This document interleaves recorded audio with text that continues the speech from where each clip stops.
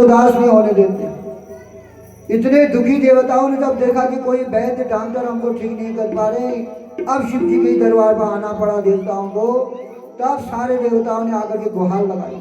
भगवान शिव जी ने कहा कि अब क्या हो गया? देवताओं ने कहा प्रभु हमारे दुख को हरिए, महामृत्युंजय नाम है आपका, आपके बिना तो हमारी जिंदगी इतनी भी आगे नहीं बढ़ सकती है। हम कहाँ जाएंगे आपको छोड़ करके? हम स्वार्थी देवता हैं, अपने स्वार्थ के लिए आपके शरण में हमको आना ही पड़ता है।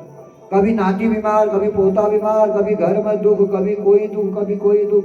इसलिए आपके बिना हमारी जिंदगी नहीं चल सकती है, आप हमारा कल्याण कीजिए। भगवान शिव जी ने कहा क्या हुआ?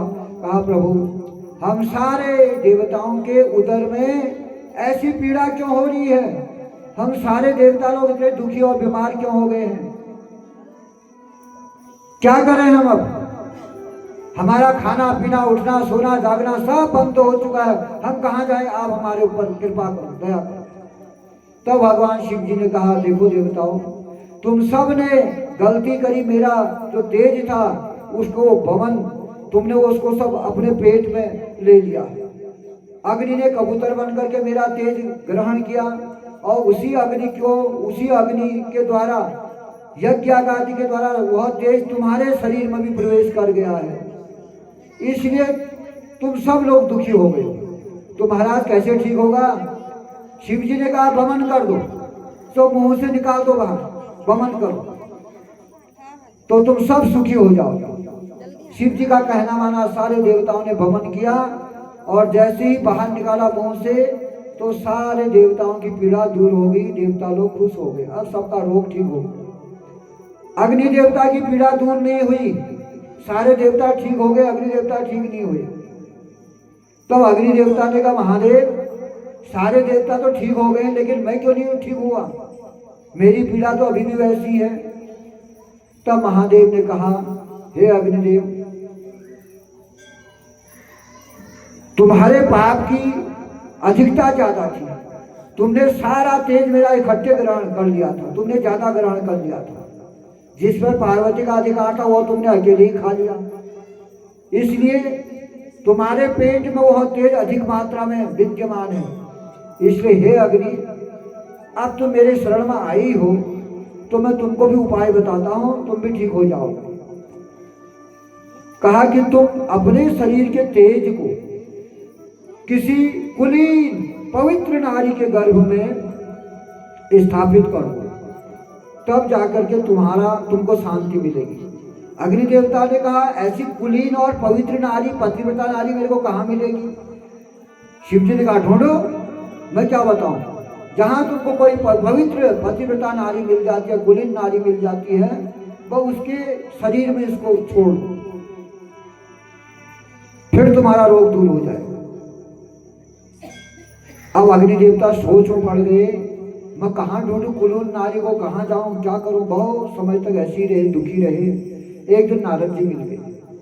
तब अग्नि देवता को दुखी देखकर नारद जी ने कहा महाराज अग्निदेव क्या बात, आप इतने दुखी क्यों हो? तब नारद जी को अग्नि देवता ने अपने दुख का कारण बताया और कैसे ठीक होगा ये भी बताया कि कुलीन नारी में कहाँ से ढूंढूं। तब नारद जी ने कहा सुनो मेरी बात, तुमको चिंता करने की बात नहीं है। और कहा हे अग्नि देवता, शृणु मद्वचनम वहने तवदाहरम शुभम परमानंददम रम्यम सर्व कष्ट निवारक। नारद जी ने कहा कि हे अग्नि देवता, माघ के महीने में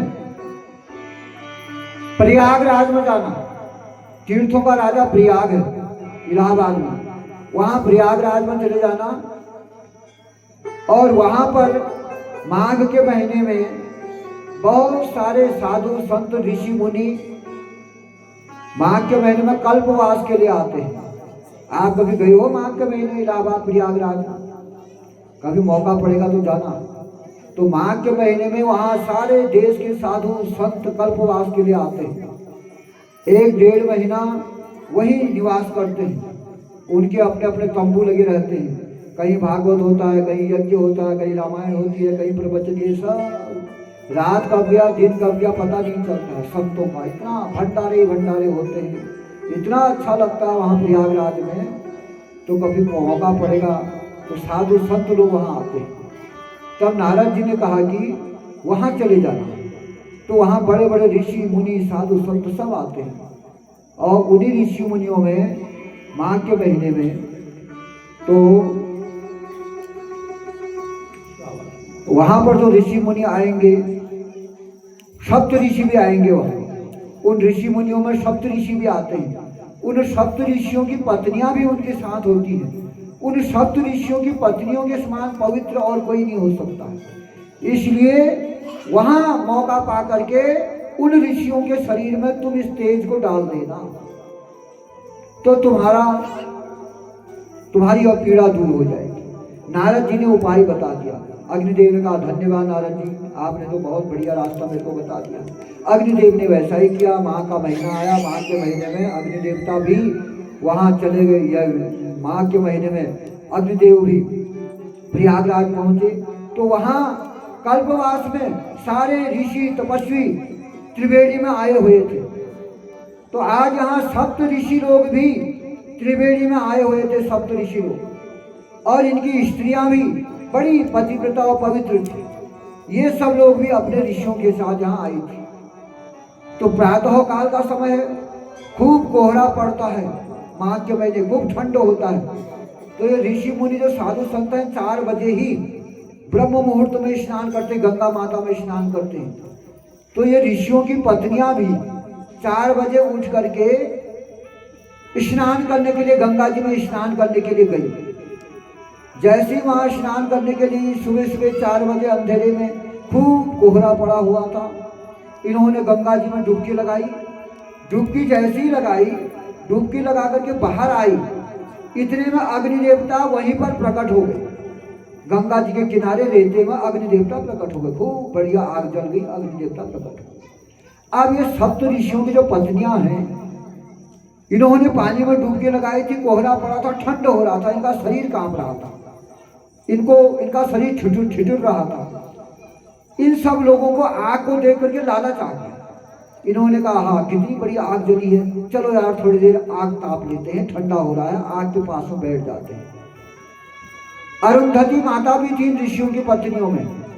अरुंधति ने कहा देखो भैया, यहाँ पर आग तापने का अभी समय नहीं है, चलो फटा जल्दी जल्दी चलो, हमारे ऋषि लोग इंतजार कर रहे हैं। जब हम स्नान करके जाएंगे वहां तो वे लोग भी स्नान करने आएंगे, हम यही रह जाएंगे तो कैसे काम बनेगा। ये 6 ऋषि जो 6 नारियां थी, ये तो नहीं मानी, बोले नहीं तुम जाओ, हम तो यहीं बैठते। वो 6 लोग तो वहां बैठ गई। जो 7वीं थी अरुंधति, वो नहीं बैठी। वो बोले नहीं नहीं जी, हमारे ऋषि तो मेरे को अभी डांटेंगे, नाराज हो जाएंगे, इसलिए मैं तो जाती हूँ। वो तो चले गई फटाफट स्नान करके। 6 ऋषियों की पत्नियां वहीं पर बैठ गई आग के किनारे। जैसी आग ताप रही थी वैसी आग में विस्फोट हुआ। जो अग्नि देवता के अंदर शिव जी का तेज था, अग्नि देवता में विस्फोट हुआ। विस्फोट होते ही आग में चिंगारियां निकली बहुत सारी, और वह चिंगारियां सब औरतों के शरीर में प्रवेश कर गई। वो चिंगारियों के द्वारा अग्नि में जो शिव जी का तेज था वो औरतों के शरीर में प्रवेश कर गया। अग्नि देवता को शांति मिल गई। फिर ये औरतें वहां से उठ करके थोड़ी देर के बाद अपने ऋषियों के पास गई, अपनी कुटिया में गई। जैसी कुटिया में गई, अब इनके पति जो ऋषि लोग थे नाराज हो गए, बोले इतनी देर से कहाँ थी, हम इंतजार कर रहे हैं स्नान का, तुम लोग कहाँ बैठ गई थी। इन देवियों ने कहा नहीं महाराज, वैसी देर हो गई, हम तो कहीं नहीं गई थी, हम आग सेकने के लिए बैठ गए थे। इतने में इस सभी ऋषियों ने ध्यान किया और ध्यान करके देखा कि हमारी ये पत्नियां कहाँ गई थी, क्या देखे तो सही। जैसे ही ध्यान किया इनको सब दिखाई दिया। ओहो, ये तो नहाने के बाद आग के पास बैठ गई और आग में विस्फोट हुआ, उसकी चिंगारियां इनके शरीर में चले गई। और ये चिंगारी कोई साधारण चिंगारियां नहीं है, ये तो शिव जी का तेज इन्होंने अपने शरीर में धारण कर लिया है।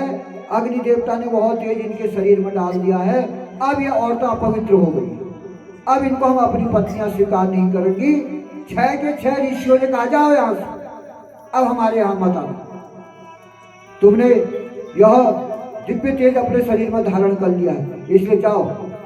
तो इन ऋषियों ने अपनी पत्नियों को बहिष्कृत कर दिया, अपनी कुटिया में से निकाल दिया। अब ये 6 की 6 दुखी स्त्रियां देवियां सोचने लगी अब कहाँ जाए हम तो न घर के रहे न घाट के रहे, अब कहाँ जाना चाहिए। अब बड़ा पश्चाताप इन नारियों को हुआ, तो इन्होंने सोच विचार करके हिमालय में जाने का निर्णय लिया। विचार किया कि अब हिमालय में चले जाती हैं। तो 6 की 6 ये देवियां हिमालय में चले गई। हिमालय में जाकर के शिव जी का तेज जो इनके शरीर में प्रवेश कर गया था, सहन नहीं कर पाई। ये बेचारी भी बड़ी दुखी, अब कैसे तेज को सहन करेंगी। इनका भी वही हाल हो गया, एक एक समय निकालना मुश्किल हो गया। अब सोचते हैं कि कैसे जिए, हमारा तो शरीर जल रहा है, हम कहां जाएं।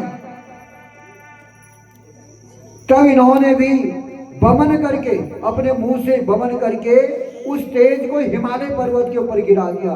जब इनके मुंह से बहुत तेज निकला, बमन करके हिमालय पर्वत के ऊपर गिरा, सारा हिमालय हिलने लग गया। हिमालय पर्वत भी सहन नहीं कर पाया। हिमालय ने भी कांपते हुए सारी बर्फ पिघलने लग गई, और हिमालय ने भी उस तेज को कांपते हुए गंगा जी में छोड़ दिया। गंगा से कहा मेरे बस की बात नहीं है, शिव जी के तेज को गंगा जी में छोड़ डाल दिया। जैसी गंगा में डाला, गंगा जी में इतने बड़े उफान तूफान आने लग गए, गंगा जी उछलने लग गई। इतनी बड़ी बड़ी लहरें गंगा जी में आने, गंगा जी माता भी सहन नहीं कर पाई शिव जी के तेज को, और गंगा माता उस तेज को बहुत जल्दी अपने लहरों के द्वारा ले गई, समुद्र में डाल दिया। समुद्र में जैसे ही डाला, समुद्र में भी ऐसे ऐसे लहरें आई, चंद्रमा को छुए, समुद्र भी सहन नहीं कर पाया शिव जी के तेज को। तब समुद्र ने उस तेज को, समुद्र के ही किनारे बड़ी बड़े सरकंडे झुंड झाड़ियां हो रही थी, शिव जी के तेज को अपने लहरों के द्वारा समुद्र के किनारे उन सरकंडों में फेंक दिया, उन झाड़ियों में फेंक दिया। जैसे ही वो झाड़ियों में फेंका, फेंकते ही वहां एक सुंदर दिव्य पवित्र बालक प्रकट हो गया। बोले आनंद कंद भगवान की जय। ऐसे भगवान भोलेनाथ की लीला है, ऐसी लीला भगवान शिव जी ने रचाई। अपनी ऐसी दिव्य लीला के द्वारा उन्होंने अपने बड़े पुत्र को जन्म दिया, इसी का नाम कार्तिकेय कहा जाता है। तो वहां पढ़ते ही झाड़ियों में एक तेज सुंदर सौभाग्य संपन्न श्रीमान तेजस्वी और देखते ही प्रेम को बढ़ाने वाले बालक का रूप धारण करके, और दिव्य बालक वहां प्रकट हो गया। और कब प्रकट हुआ यह बच्चा? मार्ग मासे शीते पक्षे तिथो षष्ट्यां मुनीश्वर प्रादुर्भावो भक्तस्य शिवपुत्रस्य भूतले। भगवान शिव जी का बड़ा बेटा मार्गशीर्ष में मक्षीर के महीने में शुक्ल पक्ष की षष्ठी तिथि के दिन प्रकट हुआ। षष्ठी तिथि के दिन बालक का जन्म हुआ। जैसे ही शिव जी का यह बच्चा पैदा हुआ, समुद्र के किनारे स्वर्ग में अपने आप नगाड़े बजने लगे, इस बच्चे के ऊपर फूलों की वर्षा होने लगी। अब यह बालक यहाँ अकेले पड़ा हुआ था, अकेले पड़ा हुआ था समुद्र के किनारे। अकस्मात भगवान की प्रेरणा से ही समझो, आज विश्वामित्र जी भ्रमण करते करते इसी समुद्र के किनारे निकल रहे थे, घूमते हुए जा रहे थे। जब इसी रास्ते जा रहे थे तो उनको भगवान शिव के पुत्र तेजस्वी बालक को देख करके विश्वामित्र जी वहीं पर रुक गए। विश्वामित्र ने देखा इतना सुंदर बालक, इतना तेजस्वी बालक, सूर्य के समान इसके मुंह से तेज प्रकट हो रहा है, ये कोई देवपुत्र, कोई साधारण तो नहीं है। ऐसा बालक का दर्शन करके विश्वामित्र जी वहां पर रुक गए, और विश्वामित्र से रहा नहीं गया देख करके। ये तो भगवान शिव जी का तेज था।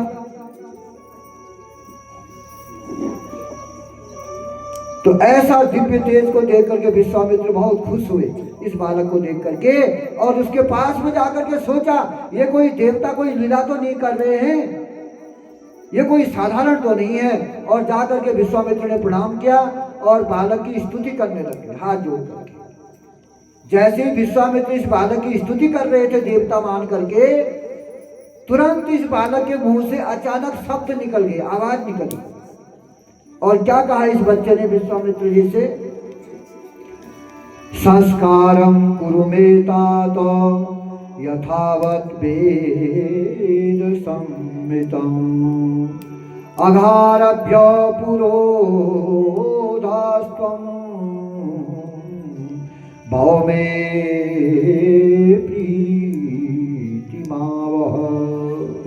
भगवान शिव जी के इस बेटे के मुंह से शब्द निकले। इन्होंने विश्वामित्र जी से कहा, हे महाज्ञानी, भगवान शिव जी की इच्छा से ही आज आप यहां पर पहुंचे हुए हो, इसलिए हे तात, अब तुम वेदोक्त विधि के द्वारा मेरा संस्कार करो, मेरे को शुद्ध करो। आज से आप मेरे पुरोहित कहे जाओगे। विश्वामित्र ने कहा, शृणोताद विप्र विप्रोहम गाधि क्षत्रिय बालकः विश्वामित्रेति विख्यातः क्षत्रियो विप्रसेवकः। विश्वामित्र जी ने कहा, हे तात, मैं गांधी क्षत्रिय का पुत्र हूं, मेरे पिताजी का नाम गांधी है। अरे मैं ठाकुर हूं, क्षत्रिय हूं, मैं ब्राह्मण नहीं हूं, मेरा नाम विश्वामित्र है। मैं ब्राह्मणों का सेवक हूं, ब्राह्मणों की सेवा करता हूं। तुम कौन हो, अपना परिचय बताओ। आज मुझे तुम्हारा स्वरूप देख करके बड़ा आश्चर्य हो रहा है।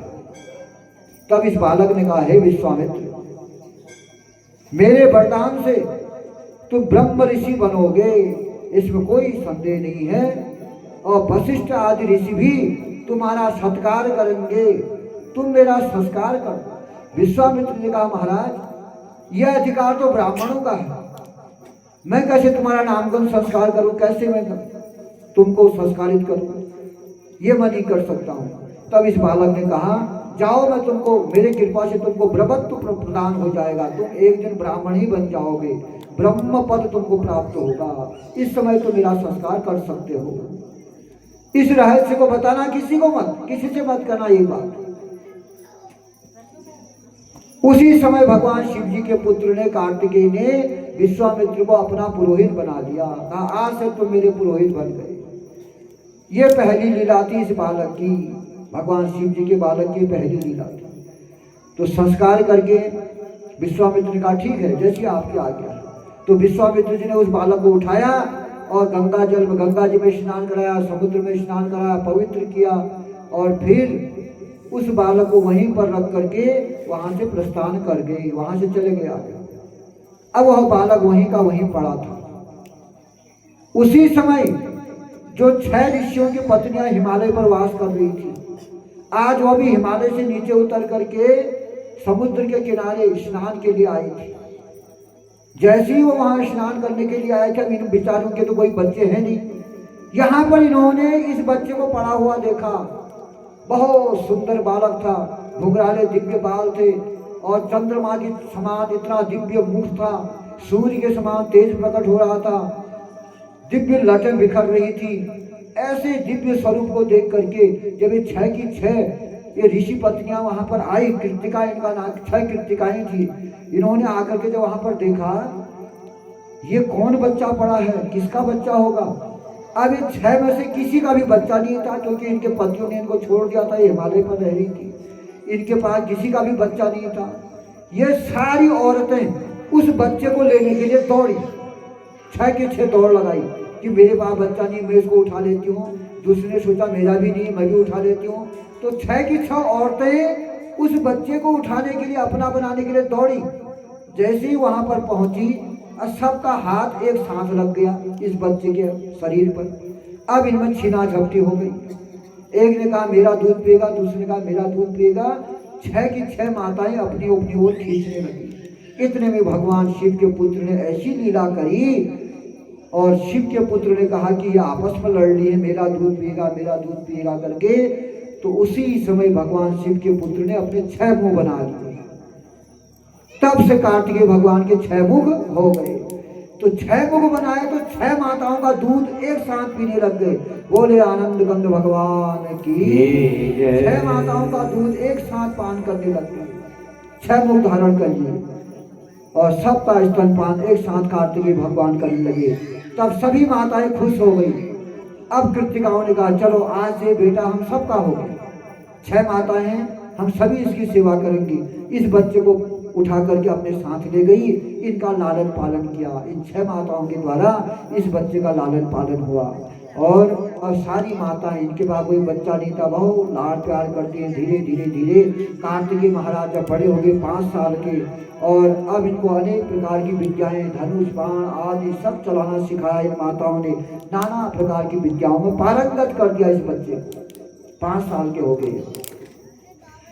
5 साल के बाद पार्वती माता को एक दिन याद आ गई। पार्वती माता ने कहा भोलेनाथ, जो तेज आपके शरीर से निकला था वो तेज तो अग्नि खा गई थी। उसके बाद अग्नि के द्वारा यज्ञ कुंड में से देवताओं तक पहुंच गया था, लेकिन वो तेज गया तो गया कहाँ, वो तो व्यर्थ जा ही नहीं सकता है। तुम्हारे तेज से दुनिया में किसी का कोई जन्म हुआ नहीं हुआ, कहाँ गया? तुम्हारा तेज गया कहाँ, मेरे को बताओ। पार्वती माता शिव जी से कहती है, देव देव महादेव सुन में वचन शुभम, भूमो निपतितं वीर्यं नोदरे ममते विभो, कुत्र यातं चतैतद्देव केन देवेन निभूतं। हे महादेव, आपके शरीर से तो तेज निकला था, वो गया तो गया कहाँ? किसी ने तो धारण उसको किया ही होगा, और संसार में उसको अपने शरीर में रख कोई सकता नहीं है, और आपका तेज व्यर्थ जा नहीं सकता है, इसलिए कहाँ गया पता लगाया। तब शिव जी ने पता लगाया, ध्यान करके देखा, और तब शिव जी ने सारी कहानी पार्वती को बता दी। जब पार्वती को पता चला कि पुत्र रूप में भगवान शिव जी का तेज प्रकट हो चुका है धरती में, तब पार्वती ने कहा उस पर अधिकार मेरा है, वो तेज आपका अवश्य है, लेकिन पुत्र तो मेरा ही होगा। आपका जो तेज निकला है, इसलिए मेरे बेटे को लाओ, मैं अपने बेटे को देखना चाहती हूँ।